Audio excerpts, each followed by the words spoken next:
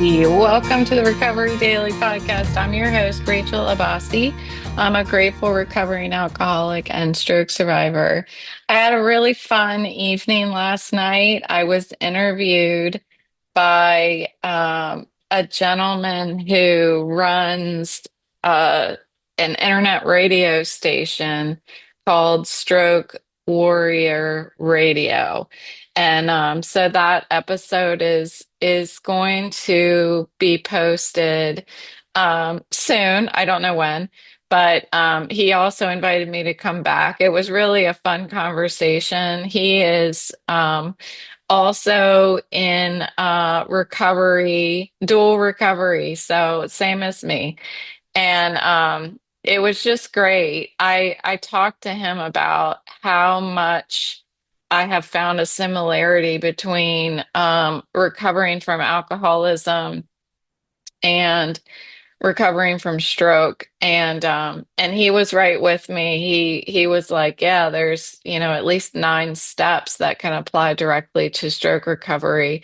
And I told him that I was in the midst of writing a memoir about that topic.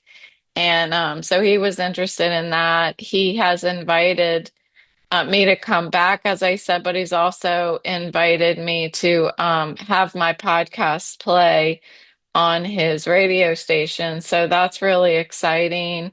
And I told him that the only guest I've ever had on my podcast was my daughter twice, but I would really like to have him join my podcast and hear his story of dual recovery. So he's all in. So I have to prepare for a guest. I have never had a real guest. No offense, Bailey, but I haven't had a guest other than my daughter on here.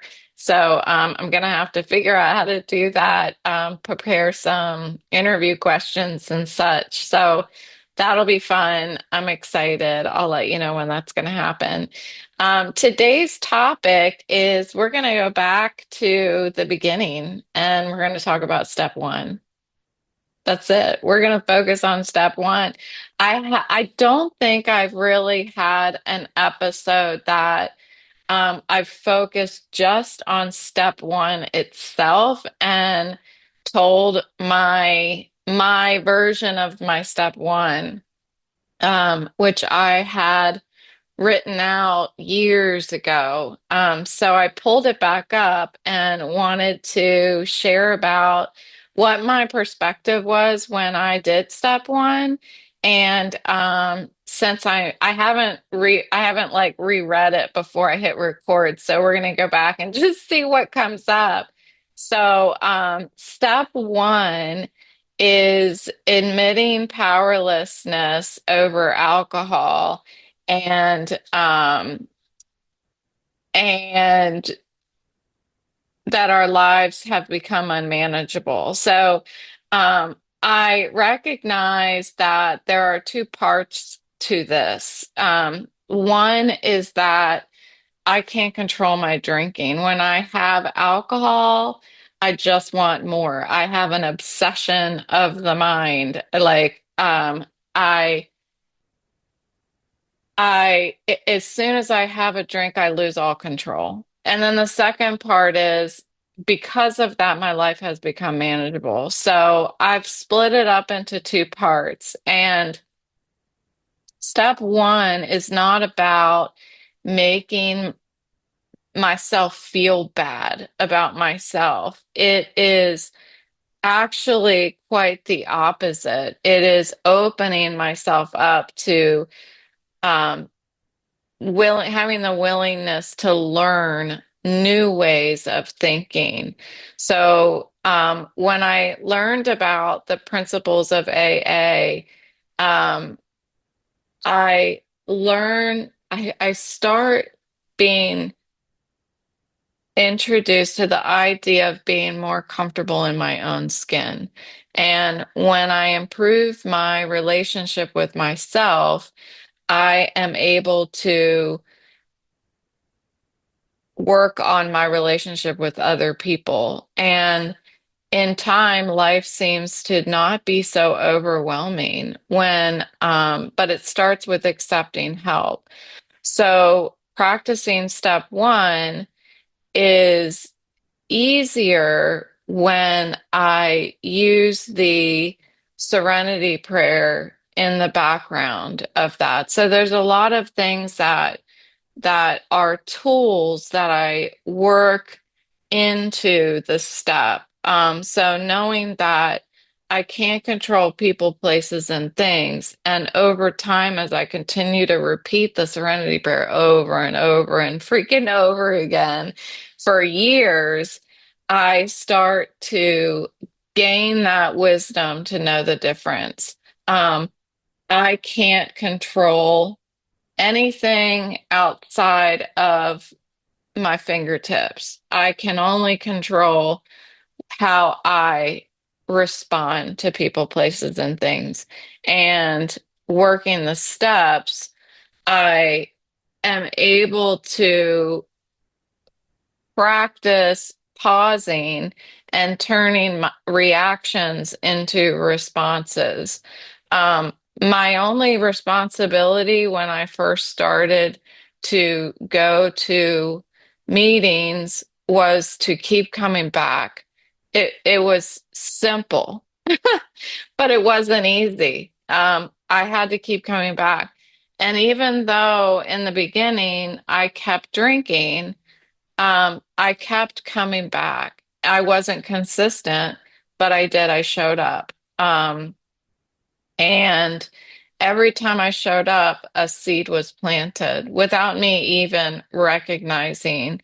They say that step one is the only one we have to do perfectly. We have to surrender completely.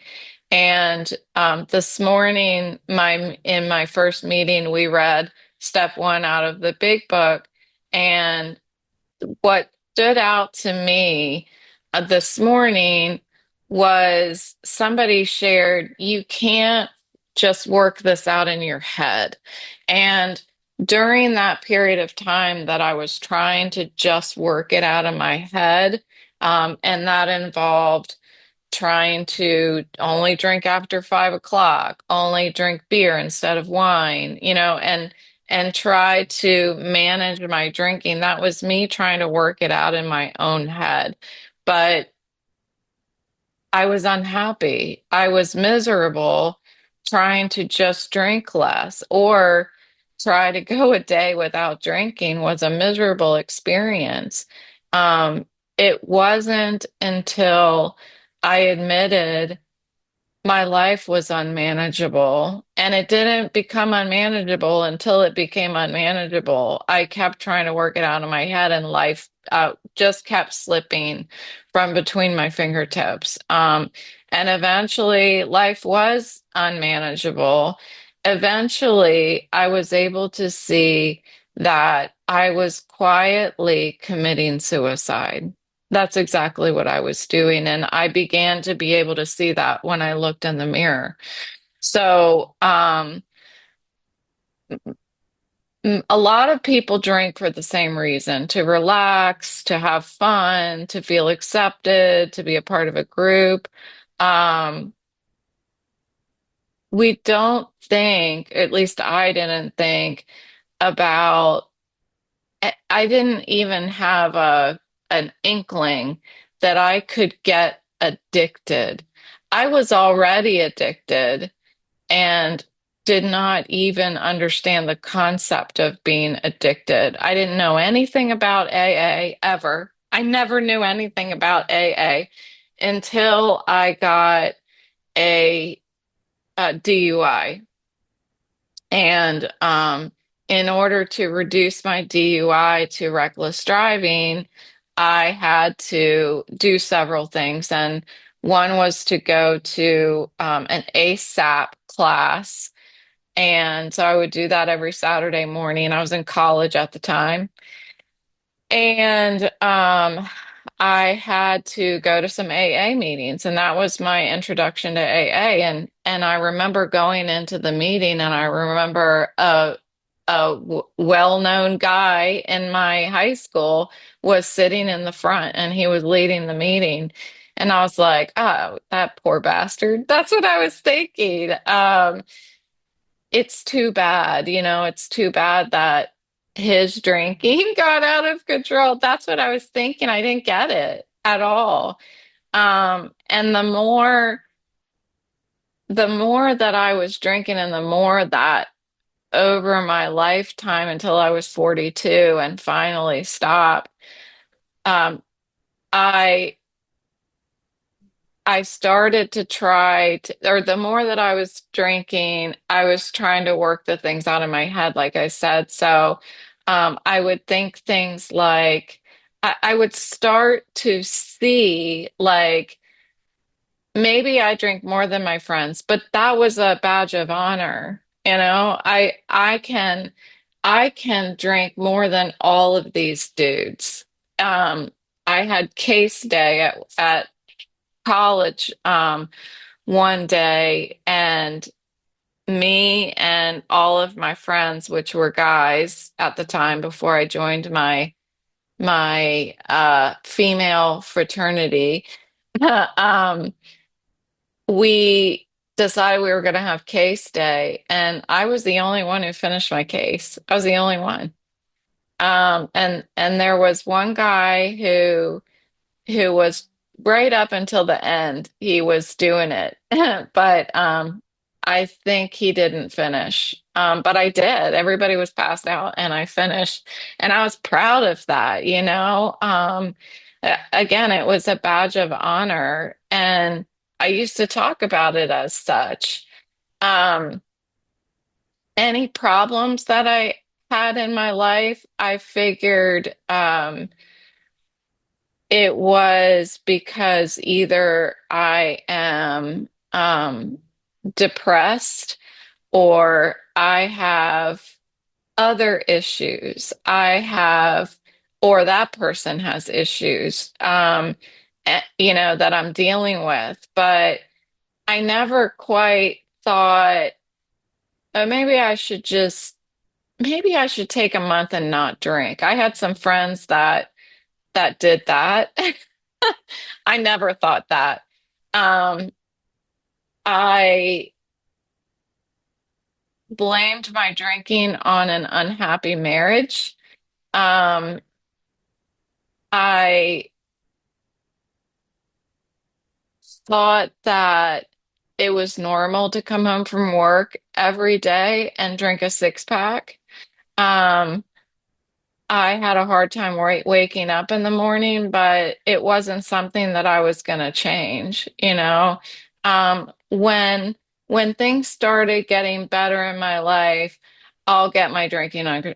I'll drink less when I'm happier. I still have my job, I still have my family, so I'm managing my life. I used to think I haven't gotten a DUI until I got a DUI. Then it was reduced to reckless driving, so I could still say I haven't gotten a DUI.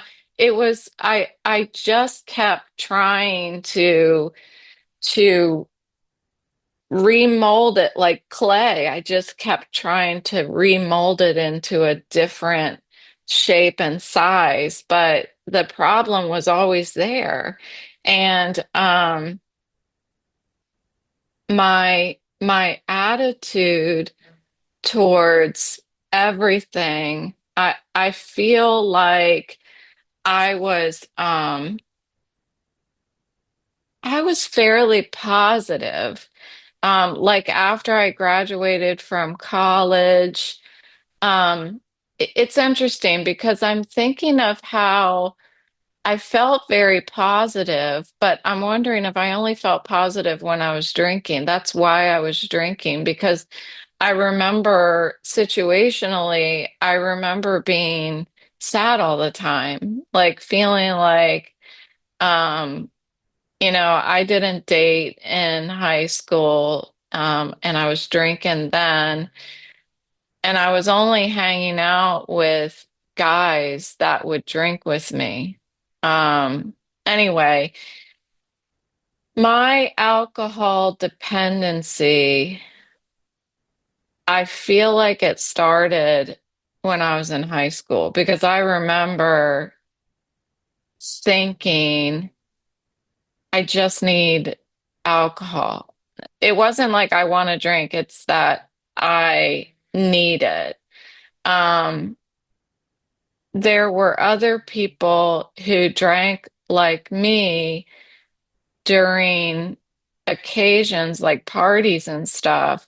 But when they woke up the next day, they would say, "Well, I'm not gonna drink again. I'm definitely not drinking today." That I never said that ever. Um, there are people who would drink like me, and then by the closer to the later in the night, they would say, I'm done. I cannot drink anymore. And I didn't have that ever, ever. I don't remember ever feeling that way, ever being too sick to drink, ever being too tired to drink.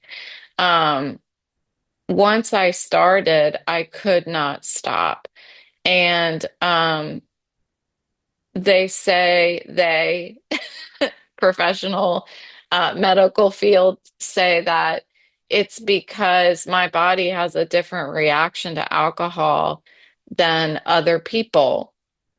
But I didn't understand that. How could that be? Like everybody's got to, I can tell that everybody else feels good when they drink alcohol. So what is the difference between me and somebody else? Um, and the only thing that I can really talk about it from my experience is I just was obsessed with it. I couldn't stop thinking about it.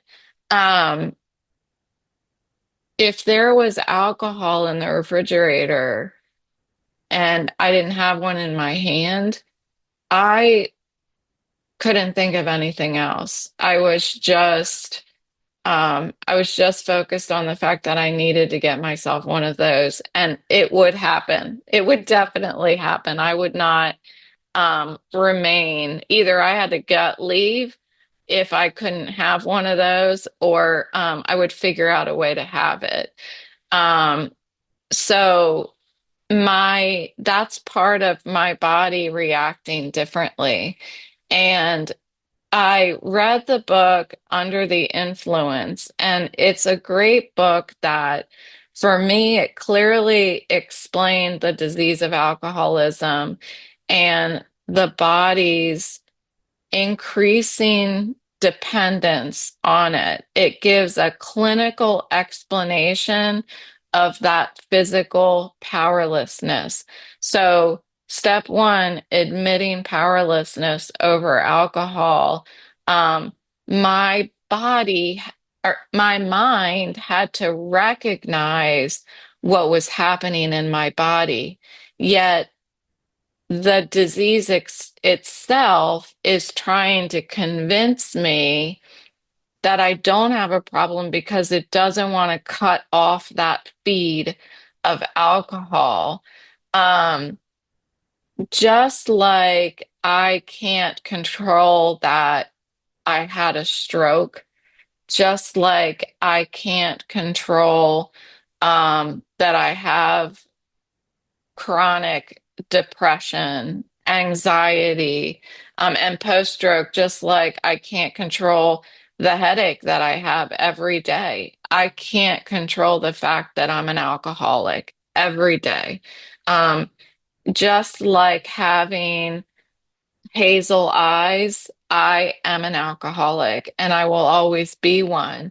And I remember when I first started being introduced to the AA program, um, I was really upset about that. It's not fair that I can't drink like other people. So I kept trying again to work that out in my head.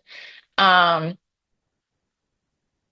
it is as much a physical dependency for me as a psychological dependency. Like my urge, that compulsion is so strong that I forsake any values in my life. I was willing to begin to just throw away the most important things in my life, to lie to my family, to lie to my freaking children.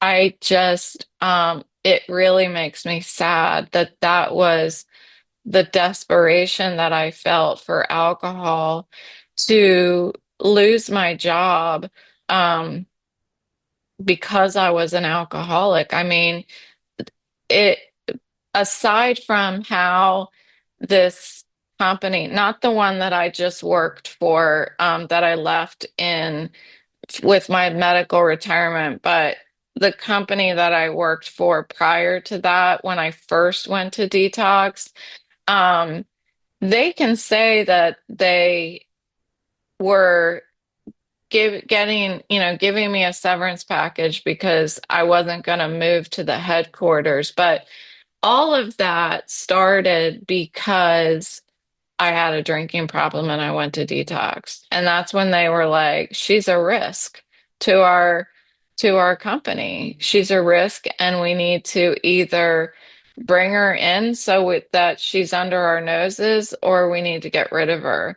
So, and I kept drinking anyway. So, um, I was willing to give up my job. I mean, that's what ended up happening. I was willing to give up my personal welfare. I financially, I was just sinking quickly.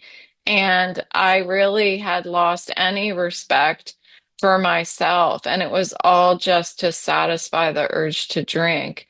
Um, I remember the early stages of drinking, and how good it felt. And that's why I just wanted to repeat that no matter what the cost was. But once that compulsion started, it took on a life of its own. And I didn't recognize the constant existence of that compulsion in my mind. Um, but it was there and it was just kind of sitting and waiting underneath the surface, like waiting for me to have an opportunity to drink again. Before I turned 21, I had a friend that would go get me alcohol. And it wasn't that I didn't care about her as a friend, but I needed the alcohol. I needed it. It wasn't like I just wanted it. I needed it. And slowly, that experience with alcohol began to just take over my life. And I couldn't think about anything else. While I was at work, I would think about what I would do when I got home, and I knew what I was going to do. Whatever it was, revolved around drinking. And I began to give up any and all activities that did not um, involve drinking. Um, my alcoholism is a physical and mental disease, and it pairs really well with depression and anxiety. And that further shows my powerlessness over alcohol. Um, what we learn in the big book of Alcoholics Anonymous is that if we can stay away from one drink, then we are more likely to be able to control that compulsion, that obsessive behavior or mindset. And when I put one drink in my body, it just immediately, something happens. in my body. And that book um, talks about what it is that happens, that my cells, this is what I got from the book, like when I drink, the more that I drink, my cells began to depend on that substance in order to survive. And so if I were to cut that substance off, even for 24 hours, my cells are what's the word? Just thirsty, right? What a good word. They're thirsty for it and feel that they need it to survive. I really believed that I needed alcohol in order to survive, that I could not live without alcohol. And I told people that I'll quit smoking, I'll quit eating, but I will never quit drinking alcohol. Um, I would make excuses for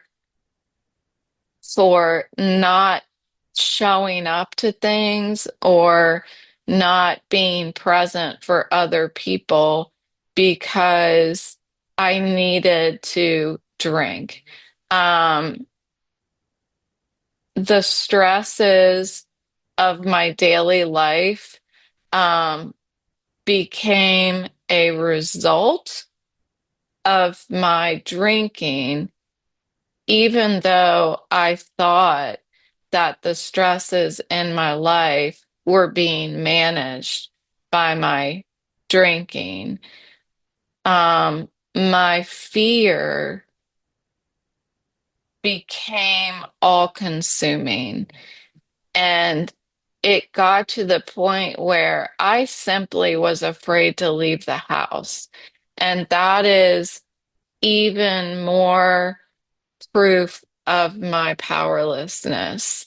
Um, I could not drink alcohol like other people anymore.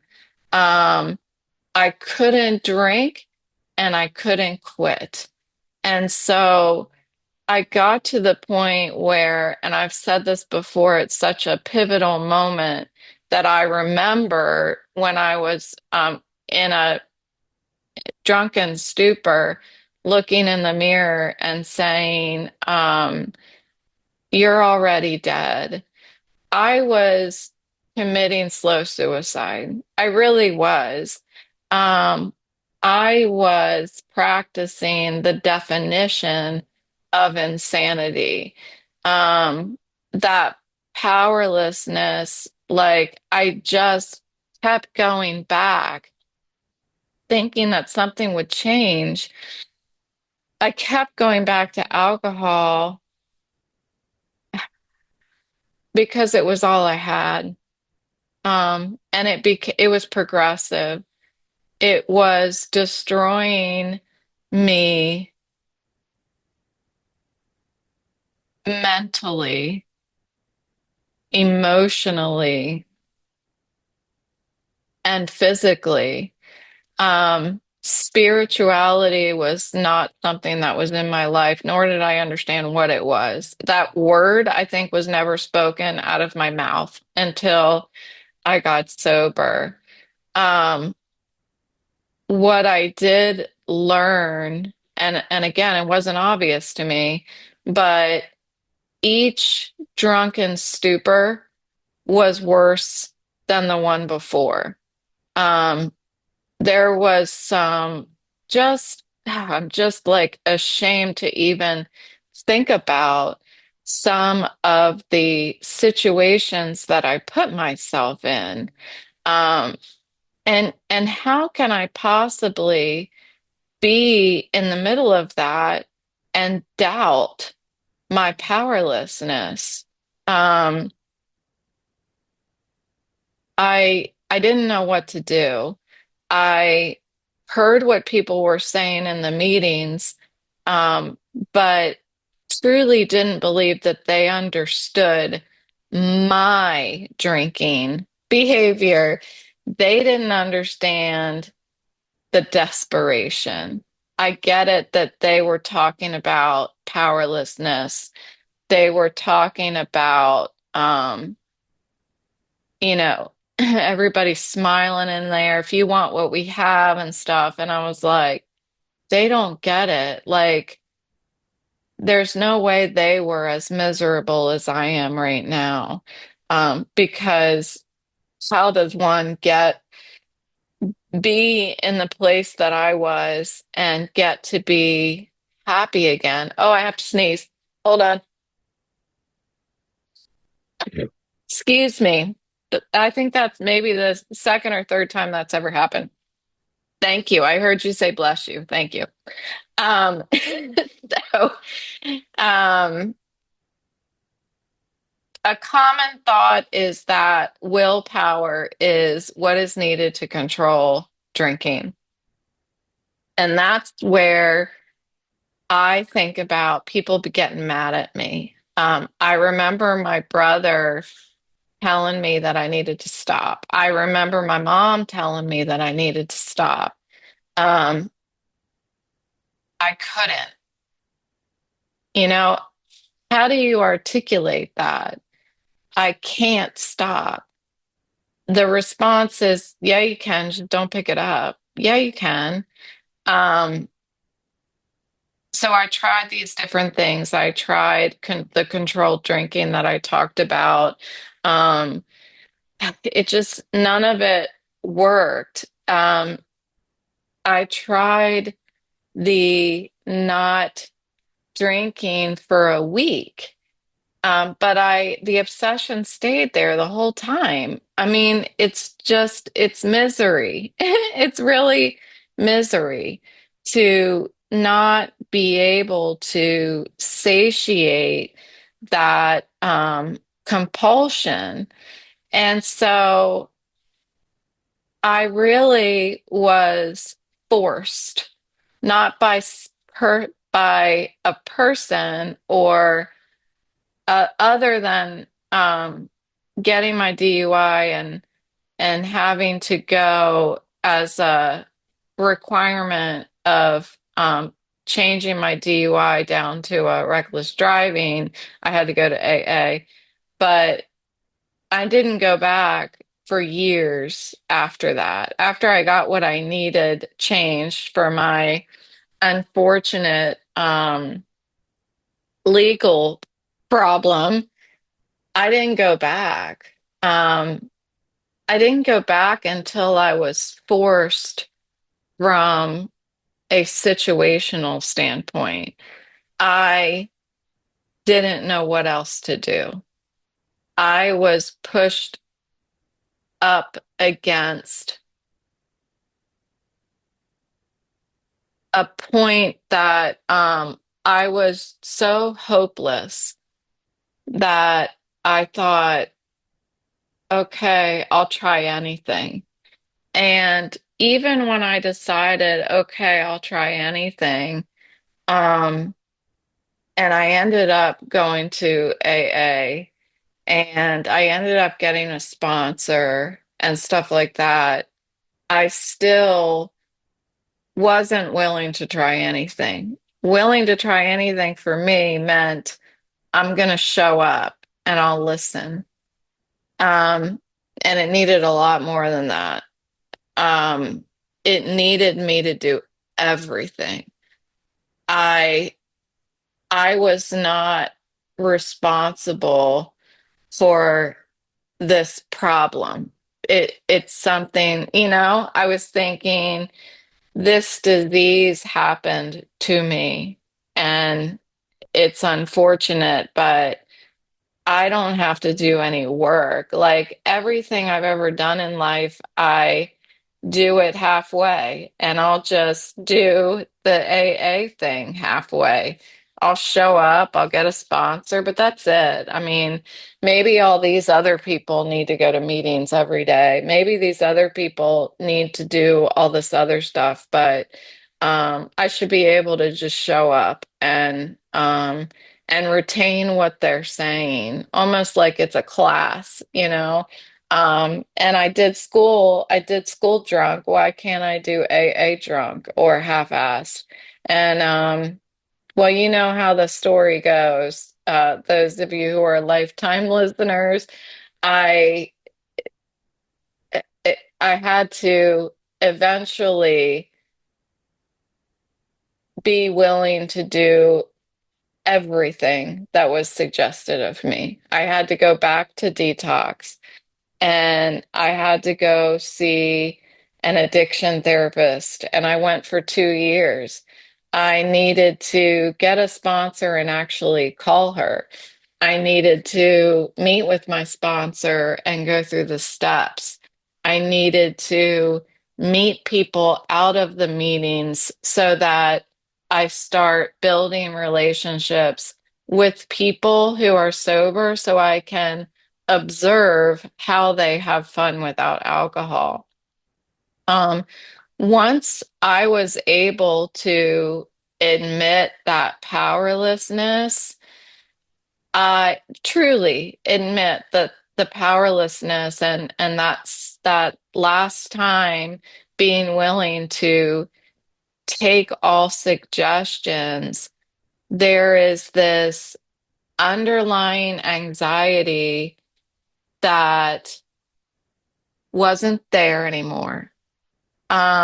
It was not too clear to me at the time that something was happening within me, but there was a freedom that I had never felt before, that I don't have to do that. Um, it's funny because in sobriety, I usually have a vanilla ice cream cone every night after before I go to bed. And there are times that I don't necessarily want a vanilla ice cream cone. Either I'm tired or I'm thirsty or I'm like, but there are times that I'm like, but I have to have one because that's what I do. And that's kind of reminds me of what it was like when I was drinking. It's like I have to have it because that's what I do. And when I took that away, that feeling of having to do it, it's weird to describe if you've never felt it before, but I became free from that insane loop, mental loop that I was in. I became free from nausea, stomach pain, the shakes. I did not necessarily immediately become free from shame and regret. That was something that came with time. And coincidentally, that was the topic of my second meeting this morning is time takes time. Um, but over time, I did begin to start having a little bit of self-respect and confidence. It again, it wasn't apparent at first. It takes um, it takes doing a little bit every day. It takes that much.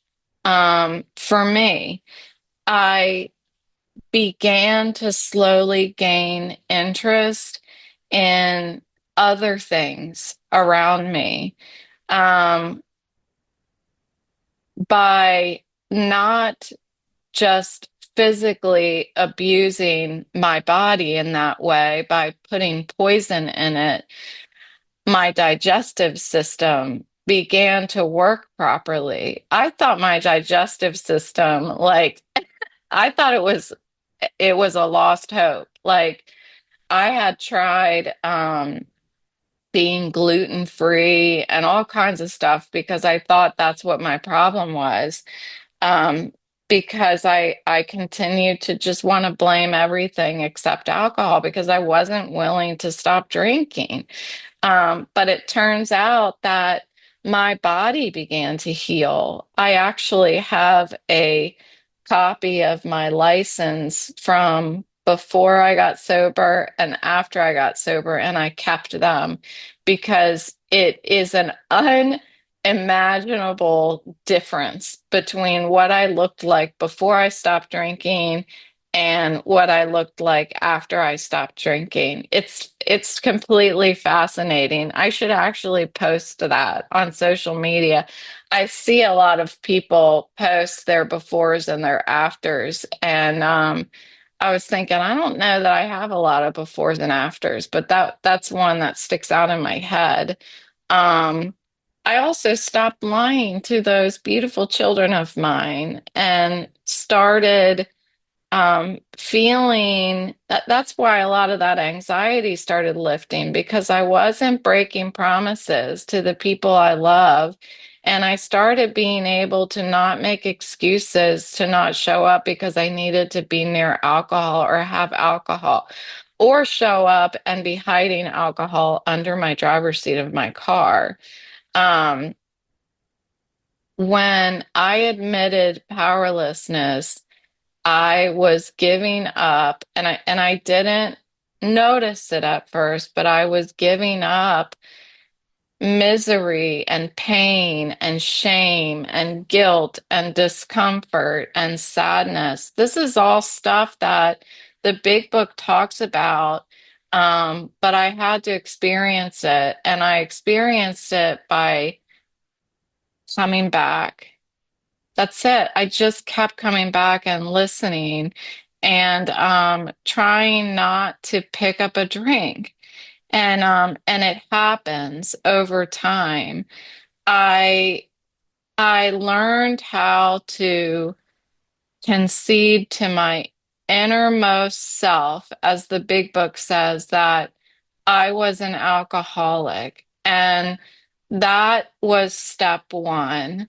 Um, I not only could not control my drinking, but I could not control my thinking. I could not control my behavior.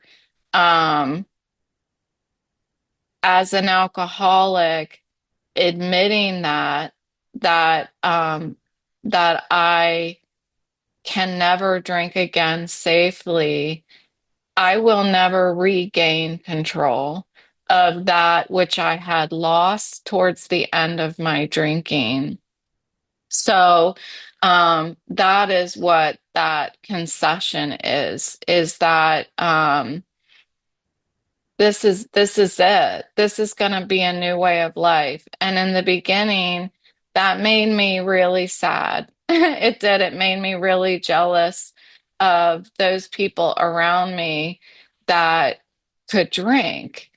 Um, and it wasn't a problem. It just, for me, it felt like it's not fair. It's not fair that they can drink and I can't. But it really came down to this fighting for my survival. I was not living anymore. And that is unmanageability in my life. Um, doing things like driving drunk, doing things like arguing and lying to your family, um, that is unmanageability. It wouldn't be happening if I wasn't drinking.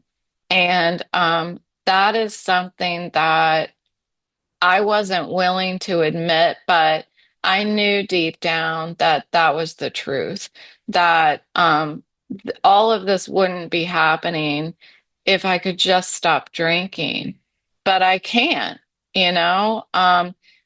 The drinking was affecting my emotions, my behavior, and I spent a lot of mornings waking up and having that, oh my God, what happened? And my heart would just sink into my stomach, that I'm like, oh my God, what was I doing? Um, my behavior although it was me that was doing it, was not consistent with my values. Um, I my work performance was not consistent with my capabilities because I didn't care anymore. I didn't care about anything anymore. All I cared about was how I was going to get alcohol, how I was going to hide it. Um, my attitude about myself became just absolutely negative in every way. I know that I always had depression. I know that I always lacked self-confidence. Um, but I got to the point that I was looking for immediate gratification to to convince myself just for that moment, oh, you're not so bad. I wanted people to like me, so I would do things in the moment when I'm drunk to um to create that illusion that I'm either smart or I'm pretty or whatever. Nothing stood between me and whatever it would take to have that immediate gratification, whether it was lying about drinking, acting inappropriately, um, drunk driving, drinking at work. Like it didn't matter. I just had no conscience anymore. I really didn't. And when I took away the alcohol, I can't say that I was immediately confident. That has taken years for me um, to start seeing that I'm a pretty great person. Um, what it took, interestingly enough, is to focus outward, listen to other people, and start hearing people share the same things that I felt and thought.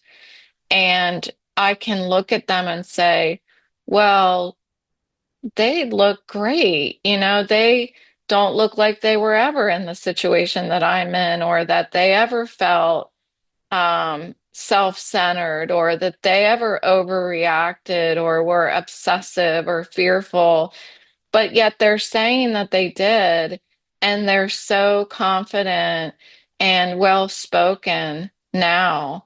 The immaturity that I had was a result of, I believe, when I started drinking alcoholically, I stopped growing. I stopped learning. This is how I think I stopped growing. I stopped learning from my experiences. I just experienced them and bottled up all the negative stuff and stuffed it down in my dark place. And eventually, that dark place began to consume me, so that towards the end of my drinking, I was wholly dark. It felt like it. I looked like it. Um, and I finally saw it. I reached the point where I had to make a decision. Do I want to live or die? That's what my low was. I didn't lose my house. I didn't lose my boyfriend. I didn't lose my kids. Um, I did a lot of stuff that that hurt them, lying and stuff like my self-centered behavior, but I didn't lose any of them. What was giving out on me was my body, was my mind and my body. I was, and I've said this twice already, slowly committing suicide. And I didn't realize until I stopped drinking and I was in AA and hearing other people's stories or seeing people show up and then they're not there anymore, is that the disease of alcoholism can kill you. It is it is a progressively fatal disease. And I am lucky. I guess I'm lucky that it didn't take me out, that I'm here today to talk about my experience in hopes that I can help somebody else before it kills them. Um, that's the seriousness of the disease. That's the seriousness of my internal pain that I was facing before I quit drinking was I was already dead on the inside. I had already killed my character completely, my values, everything on the inside of me was dead. My body was still moving. And that was enough for me to walk this body into some meetings and stop listening to my mind and what I thought was going to save me and start listening to what other people are telling me. It takes getting humble. But what else did I have? I had nothing left. I had nothing left inside of me. It wasn't the losing the material things in my life or the people in my life. It was I had lost myself. I was gone. And I didn't know that I was still in there. But once I started taking away the alcohol and once I allowed myself to just open my mouth and cry in the meetings and with my sponsor whenever I needed to, allowing myself to do that, eventually I was able to open my mouth and I didn't cry. And it's that slow progress that kept me coming back. Although it was painful, I could see the slow progress. I could see that I could see a day, it's like one day was better than the day before. And I'm like, all right, all right, I'll do it again. I'll have another day without drinking. And that's what it took for me. So I know this was a long one. I actually was like, maybe I should stop and do another one about step one. So but I went away. I dug my heels in and I did the whole thing. But I might come back and talk some more about it. Some questions that I ask my sponsees when they are practicing step one. So it might be beneficial to do an episode about that. We'll see. We'll see what happens tomorrow. But thank you so much for listening. Again, if you're experiencing um, any of these things that I shared in this episode, um, reach out to me. Send me an email. That's where it starts. That's where the healing begins, is asking for help. Nobody even has to know. So if you want, you can reach out to me on email at rachel@recoverydaily.com, or you can send me a PM on any of the social networks I'm on there. Rachel, I think it's Rachel Miller, Recovery Daily, even though I'm Rachel Abassi now, but you can find me. Autumn is telling me it's time for me to stop talking, so I'll have to go. Thanks for joining me, and I'll talk to you tomorrow.